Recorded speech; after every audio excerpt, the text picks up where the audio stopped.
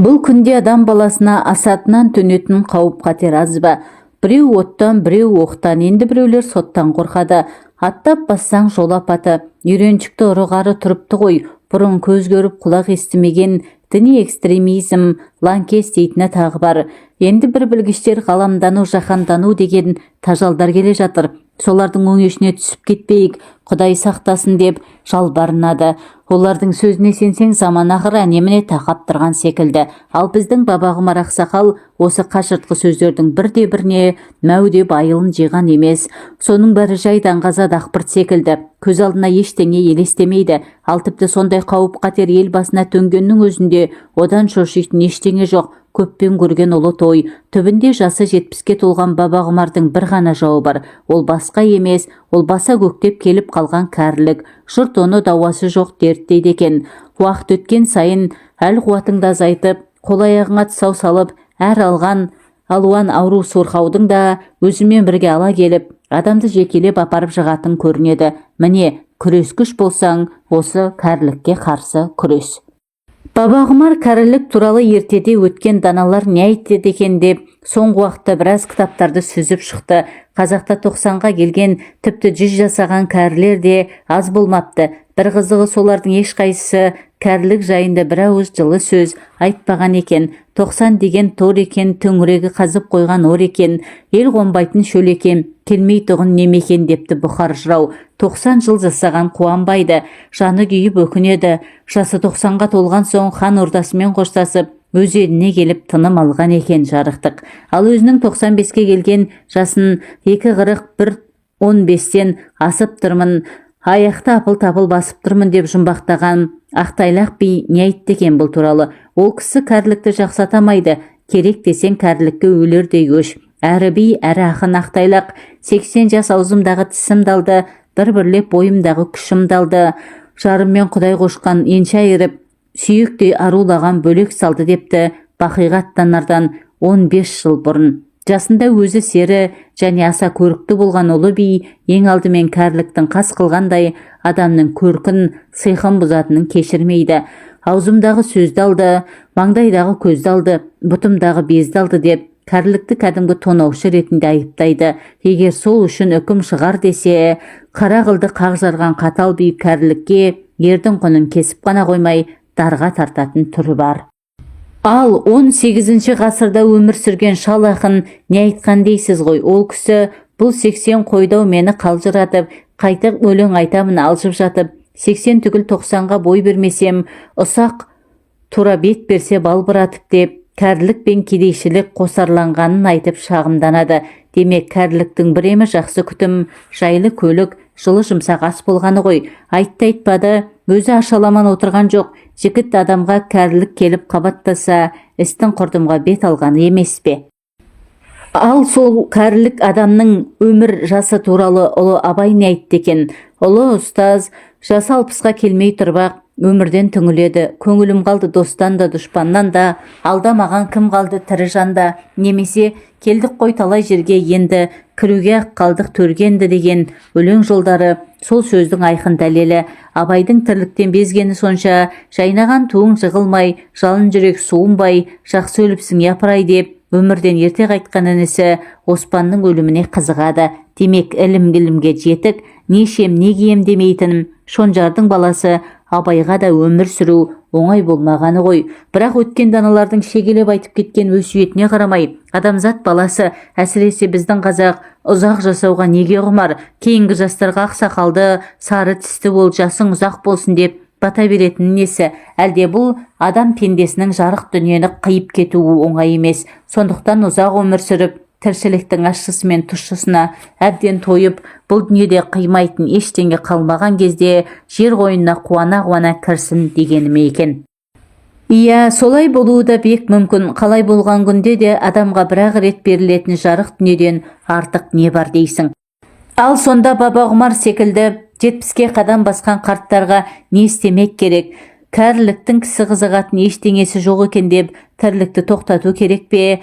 Не болмаса Алланың бұйыртқан несібесіне ақырына дейін пайдаланған жөн бе? Егер бабағұмар бұл тіршілікке алаң болмай, төргі үйде төредей болып жатам десе, оған шарты толыптыр. Шүкір, бәйбішесі Күмісай екеуі қатардан қалмай 10 бала тәрбиелеп өсіріпті. 6 ұл, 4 қыз. Қазір ұлдар ұяда, қыздары қияда. Бәрі де өз алдына отау тігіп, қанаттанып кетті. Бірлі жарым болмаса, шетінен жоғары білімді. Құдауанда сол балалар кімге тартқан екен? Бәрі де оқуға алғыр зерек болды әйтеуір. Бірнешеуі мектепті 6 медальмен бітіріп, жоғарғы оқуға өз күштерімен түсті. Ал балы жетпегендеріне ақшасын аямай ақысын төлеп оқытты. Бабағұмар ұзақ жыл аудандық тұтынушылар одағында шикізат дайындайтын агент болды ғой. Обалы қанеки, табысы жаман болған жоқ. Бала шағасын бағуға да, оқытуға да молынан жетіп тұрды. Қазір бұл маңайда ешкімде жоқ, аула сат шаптырым кен қоражайда, бір кезде жүн мен тері маялаған зәулім склад қоймада, сол кен құлашты тірліктің арқасы, кеңес дәуірінде Загада Фидель дегендерін еркін саудасымен айналысатын ең бақытты адамдардың бірі еді. Аллаға шүкір, балалары сол еңбегін ақтап, бұл күнде жақсы қызметте жүр. Үлкен ұл Астанада министрдің орынбасары, 2-ші ұл облыста полиция бастығы, 3-ші ұл Алматыда дербес сауда орталығы бар әрі бизнесмен. Осылай кете береді. Қолындағы кенжесінің өзі осы ауылдың әкімі. Ал қыздар жағы оқу ағарту саласында ең өле жатқаны мектеп мүдірі, ғылыми мүдірі мен пән мұғалімдері. Ал осыншама баланы тәрбиелеп шығарған Бабағұмар осы ауылдың бетке ұстар ақсақалы. Алайда балаларының беделін пайдаланып, ас пен тойда төрде отырғанда мәз болатын шалың Бабағұмар емес. Әркімнің өз тірлігі өзіне. Бұған енді бұдан былайғы өмірін мүмкіндігінше көңілді өткізу керек. Ең бастысы күрт қартайып кетпеу. Ал қартаймау бойындағы жастық қуатыңды сақтау деген сөз. Жасым ұлғайды екен деп, кәрілікке бірден қол көтеріп, бағына салмау. Бұл жағынан ауылдағы өзі қатарлы біраз қарттар бұған серік бола алмайды. Бұл ауылда жөні сүзу қартта қалмапта өзі. Бір-екеуі балаларының қолдауымен қажыға барып келді. Қалғандарды өңкей бір ақ кепеш киген бірадарлар. Ұры қартайса сопы болады дегендей, бір кездегі ұры қары маскүнемге дейін Құдай жолын ұстап, тәспих тартып жүр. Айтатындар ылғи да ана дүниенің әңгімесі, ауыздарынан еңсе көтеретін бір көңілді сөз шықпайды-ау. Сондықтан Бабағұмар ауылдағы шалдармен көп араласпайды. Адамға ештеңе бермейтін, бос мылжыңнан гөрі қолы боста кітап оқығанды қолай көреді. Сауда саласында істегеннің бір пайдасы, түбі балалардың оқуына қажет болар деп, бұл кезінде кітапты көп жинаған. Қазір өзіне таптырма сермек болды. Бір кезде оқуға қолы тимеген кітаптарды енді оқып жүр. Сонан кейін күйттейтіні өзінің күтімі. Ұсақ тура бет берсе балбыратып дейтін шалақынның арманы көкейінде. Апта аралатып, бір бағанаға пата жасап отырады. Негізі сусыны қымыз. Екі бие байлайтын оразай шал күніне бір торсық қымызын осы үйге құйып тұрады. Сонан кейінгі бір ермегі бір уақыт атқа мініп сейілдеу.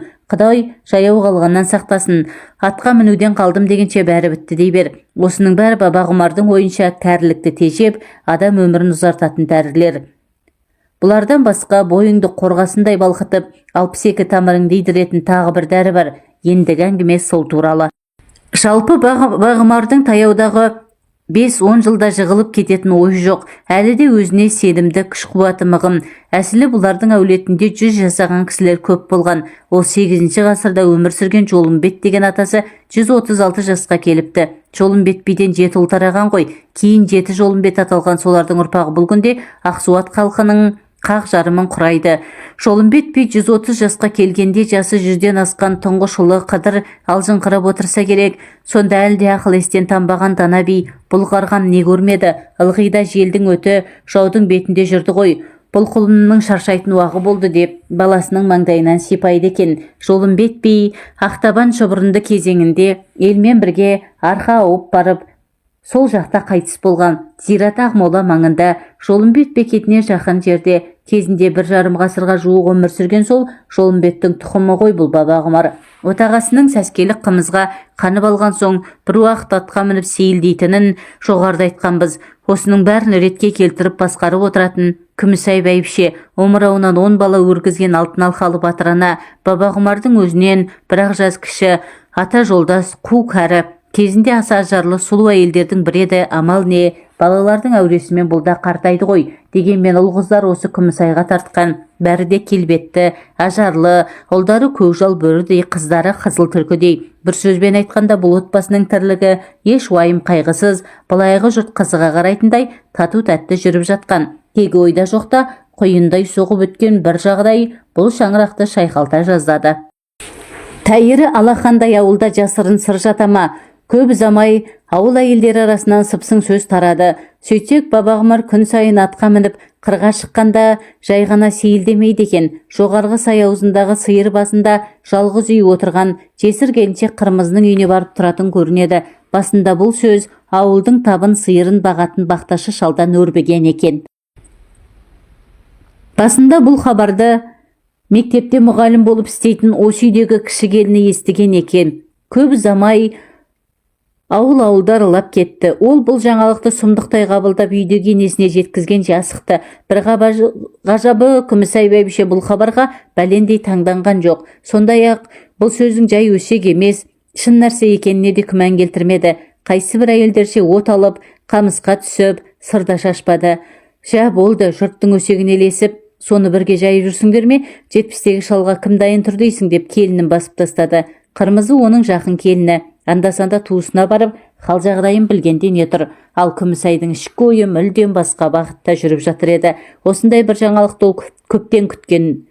Өйткені шалының сыры өзіне мәлім. Оның күн сайын атқа мініп үйге тоқтамай қоюында бір мән бар деп білгенді. Бабағұмардың осал жері әйел. Не сыры бар екенін осы күнге дейін күш-қуаты қайтқан жоқ оның. Қашан көрсең бес тайғырдай жер тарпып тұрғаны.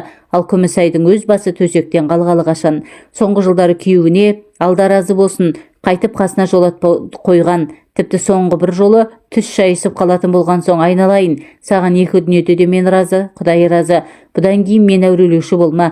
Күшің тасып бара жатса жастау біреуді тауып ал деп бір жола рұқсатын да беріп еді. Демек бабағұмар бекер қарап жүрмеген болды ғой. Дегенмен сол шалдың талғамы бар. Қармақты басқа біреуге емес еркектің көз құрты болған Қырмызыға салғанын көрмейсің бе? Әлі 30-ға келе қоймаған жап-жас келіншекті қалай айналдырып алды екен? Егер күйеуі өзінің тырнағына да тұрмайтын қайдағы бір салпетекке ұрынса, Күмісай қатты қорланар еді. Ал Қырмызыдай қылықтыға бәрінде қиюға болатын сияқты. Мейлі, қамшының сабындай қысқа ғұмыр ғой. Сол-ақ қартайғанда құмардан шықсыншы. Өзінен қалған, өзі тояттап болған сарқытты Қырмызыдан аяйма. Тек сыпсың сөз жұртқа жайылып кетіп, қызметтегі балаларға кесірі тимесе болғаны. Әсілі бабағұмар серілік, жігітшілік жағынан бұрында құралақан еместі. Ер азығы мен бөрі азығы жолда дегендей, өзі көз сүзген әйелдің меселін қайтару ер жігітке жараспайды деп қарайтынды. Жас кезінде көрікті болды, ақшалы болды.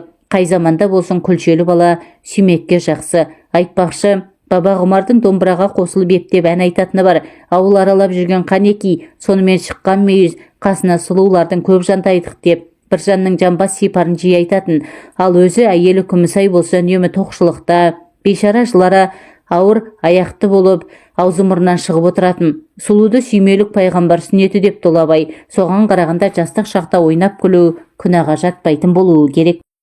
Ал бабағұмардың Қырмызымен ұшқасқанына соңғы бірер жылдың айналасы.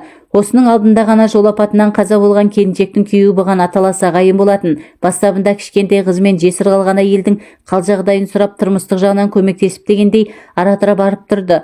Бұрын фермада сауыншы болып істеген Қырмызы шаруашылық тараған соң мүлде кәсіпсіз қалғанды. Орталыққа екі сиырдың сүтін өткізіп, ілдебаймен күн көріп отырған. Бертін келе бабағұмардың сиырбазына соғуы жиіледі. Бұл келістің астарында не жатқанын Қырмызы да сезіп жүрді әрине. Еркектің бойындағы, қабындағы күш-қуатты бір жылдан аса жесір отырған ту байталдай күйлі келіншектің сезінбеуі әсте мүмкін емес еді.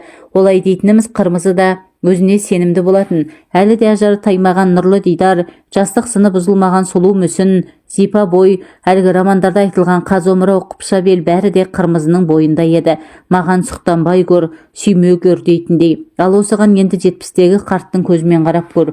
Бұл жағынан тәжірибесі мол бабағұмар міне бұрын қолға түспей келген қаса сұлу осы деген алғаш көрген сәтте ендігі қалған өмірді осы әйелмен өткізсем арман жоқ. Ау бәке, өзің бір ауылдың жә деген ақсақалысың, бала шаға болса анау, бүйтіп жас жігітше желіккенің өзіңе жараса ма деген бір ішкі дауыс. Баба Құмардың оған қайтарған жауабы қысқа болды. Атақ пен абыройды осындағы ақ кепеш киген құрдастарыма қалдырдым. Тәйірі сол айтқанының бәрі сұлудың құшағында бір сат балқығанға жете ме? Қысқасы, менің өмір сүргім келеді. Баба Құмар мен Қырмызы бір-біріне көп сөз айтып әуре болған жоқ. Егер жаттанды жылтыр сөзге айналса, бойдағы бурықанған бұла сезімнің құты қашар ме еді, қайтер еді. Екеуі сөзбен емес, көзбен, елжіреген емеурінмен ғана түсініскен. Тіл дәрменсіз, тұла бойың тұтқын, қой аяғы жіпсіз байланған. Аға, мұнымыз ел жұрттан ұят болмай ма деген Қырмызы екеуі алғаш оңаша қалғанда іш киімдерін асығы сыпырып жатып. Не сұят, қазақ ғұрпымен алғанда сен менің әмеңгерімсің, әйел ерден кетсе де елден кетпейді. Айтпақшы солай екен-ау дегендей, осы сөз келіншектің көңілін мүлде орнықтырып тастады. Көп ұзамай алғашқы ұят ибаның орнын ашқарақ құштарлық басқан. Баба Құмар алдын ала мөлшерлегендей Қырмызы от құшақты нағыз құймыр әйелдің өзі боп шықты. Еркек көрмеген бедеу айлардың қарымтасын бүгін бір қайтардау. Аға, қандай қайраттысыз өзіңіз, деді Қырмызы таңданысын жасырмай. Жастардың өзі сізге ілесе алмас. Бәрі көңілге байланысты, деді Баба Құмар келіншекті қайтадан бауырына тартып. Мен саған ғашықпын ғой, сен соған сенесің бе? Бәлкім солай шығар, деді Қырмызы әлі де алғашқы әсерден айыға алмай. Сізді жолықтырған мен қандай бақытты әйелмін, тек мені орта жолда тастап кетіп жүрмейсіз бе? Екеуміз енді өлім ғана айырар, деді Баба Құмар үлбіреген ақ тамақтан түшкіріне өбіп жатып. Сөйтіп бұлардың арасында кәдімгі ғашықтардай тұрақты байланыс орнаған. Баба Құмар 2-3 күн сайын сиырбазына соғып тұрады. Мінген атын жабық қораға енгізіп қойып, жас жесірмен тар төсекте емін еркін айқасады. Тал бойында бір міні жоқ сүліктей сұлу дене Баба Құмарды оттай шарпып, қорғасындай балқытады. Бетіңдегі бір менге Бұхара мен Самарқандты бере салар едім деп, Хафиз ақын сұлуларды неге сонша әспеттеді дейсіз? Баба Құмар да жиған терген бар байлығын осынау ләззатты минуттар үшін құрбан етуге бар еді. Өзінің қазіргі халіне Қырмызы да дән риза. Күн өткен сайын құлпырып, бұрынғысынан да сұлуланып барады өзі. Мінезі ашық екен, Баба Құмарға балаша еркелейді. Сондай қызыға, деді бір күні қайнағаның бауырына ене түсіп. Сіз 70-те, мен 30-дамын, екеуің қосса 100 болады екен. 100 жасау деген осы емес пе? Менің 70-імді сен өзіңе қосып ал, деді Баба Құмар. Сонда 100 жаста болып шыға келесің. Жоқ, мен 30-ымды сізге қосып алыңыз. Сіз 100 жасауға әбден лайықтысыз, деді келіншек. Баба Құмардың дөңгелете қиған, енді ғана бұрылдана бастаған сақал мұртын аялай аймалап.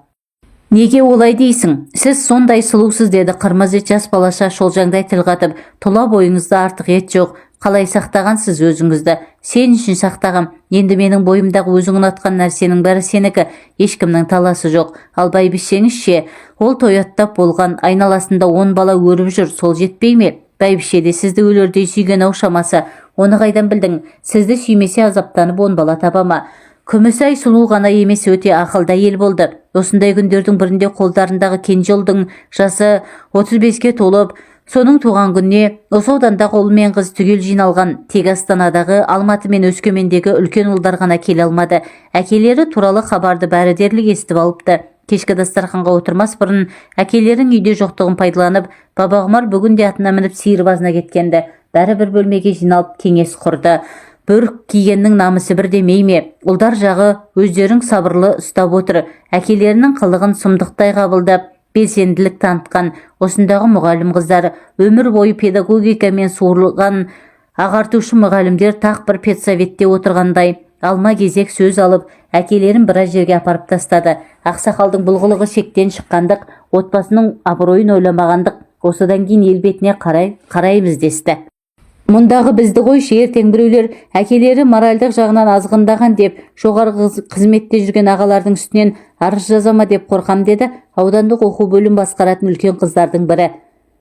Мына сөзді естігенде бәрінің қабақтары түсіп жабырқап қалды. Кенже ол кішкентай кезінен қылжақпас еркелеу болатын, ол әкесіне жанашып кетті деймін. Осы сендер қызықсыңдар, деді апайларына қарап. Жұрттың әкелері шөккен түйеге міне алмай, отбасында ом алып отырғанда, Біздің әкеміз қызбен қыдырып жүр, оған бала қорланғанша мақтанбайсыңдар ма қайта деген отырғандарды еріксе күлдіріп.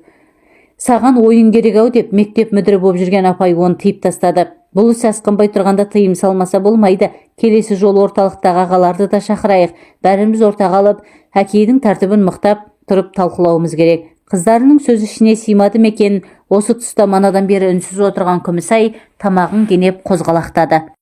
Әй, қойыңдар түге, үндемегенге өршіп барасыңдар ғой өздерің.